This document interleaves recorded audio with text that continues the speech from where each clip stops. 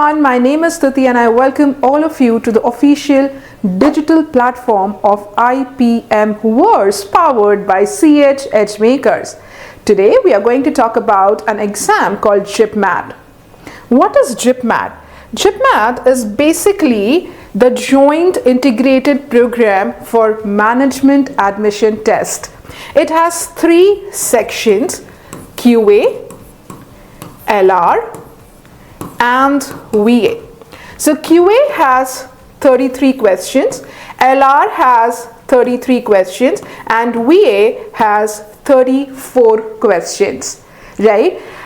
It will have +4 for every correct answer and -1 for every wrong answer, which means that in total you have 100 questions to be solved in 150 minutes.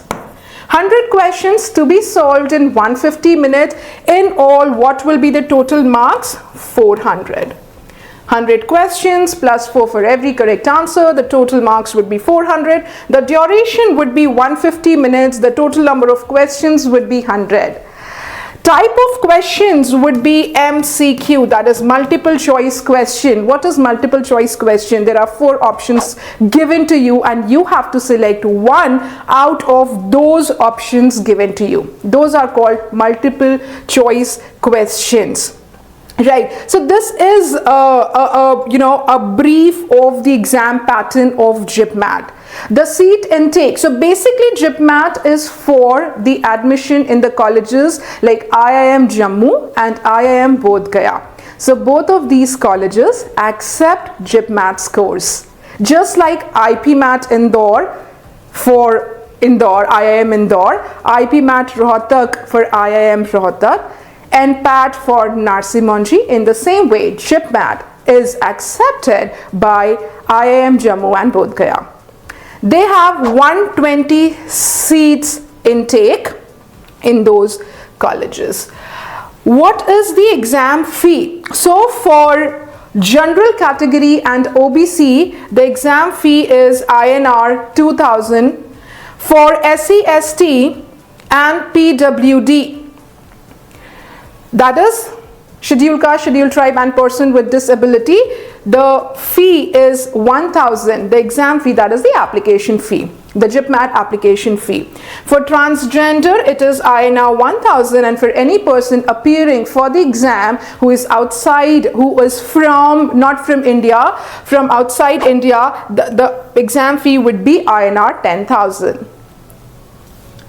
What is the eligibility criteria? If you have appeared for 12th in any of these years, or you're appearing in 2025, right, you can appear for JIPMAT, which means that you would have appeared for 10th in the year 2021 or maybe after that.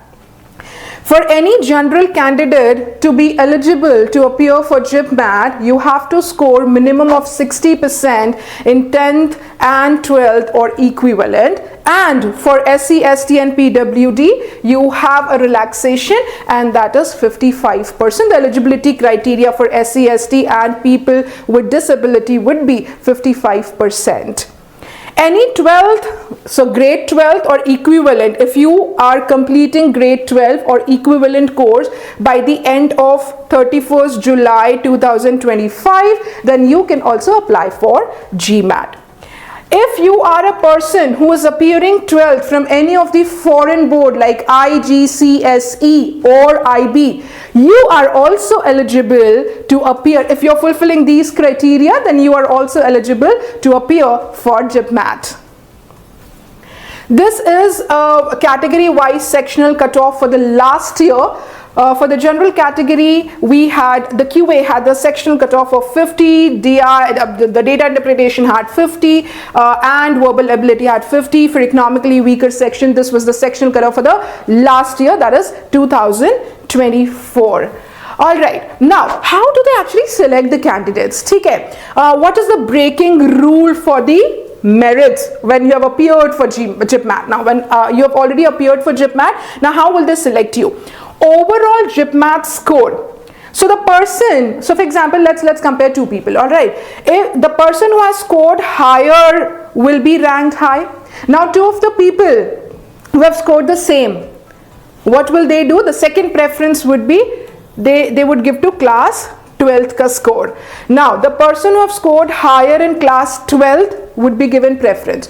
Now what if two people have equal JIPMAT score and equal class 12 score? Then the preference would be given to their class 10th ka score. So higher score would be ranked higher, and that is how the merit is being decided. You can have a look, you can pause the video and read this, or you can take a screenshot and then read it later. This is the breaking rule for merit for JIPMAT.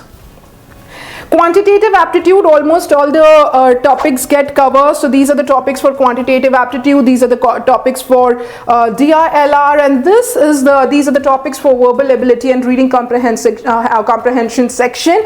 We have reading comprehension, we have parajumbles, where you have to make the sequence and make the sentences, the jumbled sentences, into paragraph. Vocabulary is very, very important. Vocabulary can come in any form. It can come in antonyms, synonyms, analogies, idioms and phrases, phrasal verbs, one word substitution, etc. This is also a type of question which you get, where you get the options with one correct spelling of any of the word, and rest of the options will have the wrong spelling, and you have to find the one word which has the correct spelling. So these type of questions are also there. Foreign words, which are very, very commonly used nowadays, is also one of the type of question which are the part of verbal ability in JIPMAT. When I talk about critical reasoning, the questions with statement, arguments, assumptions, course of action, etc. would be the part of VARC. If you're preparing in fact for JIPMAT, for other exams after 12, then you might know that these are the topics which are covered in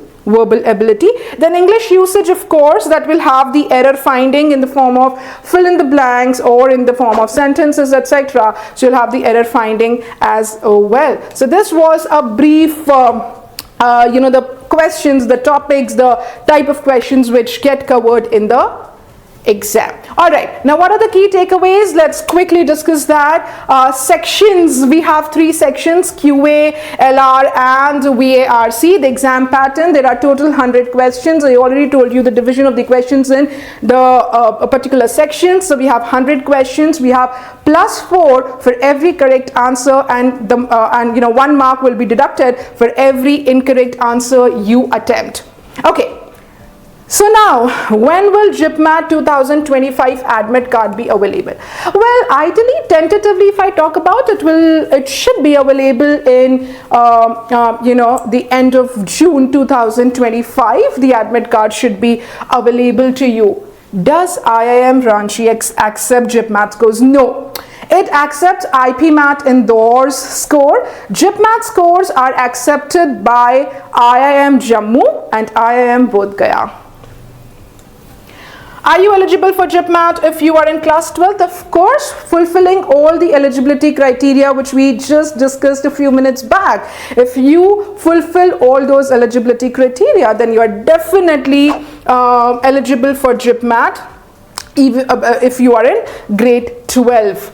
Which colleges accept JIPMAT scores? Again, IIM Jammu and IIM Bodh Gaya accept JIPMAT scores. If you have any more questions to talk about, then you may write them down in the comments below and we shall address them to you. RNIOS, that is the open schooling. So if the person is not in a traditional form of schooling, or if a person is not attending the school and is a form or attending the open schooling system, then is that candidate eligible for JIPMAT? Yes. NIOS students are eligible to appear for JIPMAT. They do consider those students as well. If you like this information, then do not forget to like, share and subscribe, and hit the bell icon for the latest notifications and updates, and to know about various exams or the previous year's question papers, etc. Do follow our channel and keep yourself updated. Keep learning.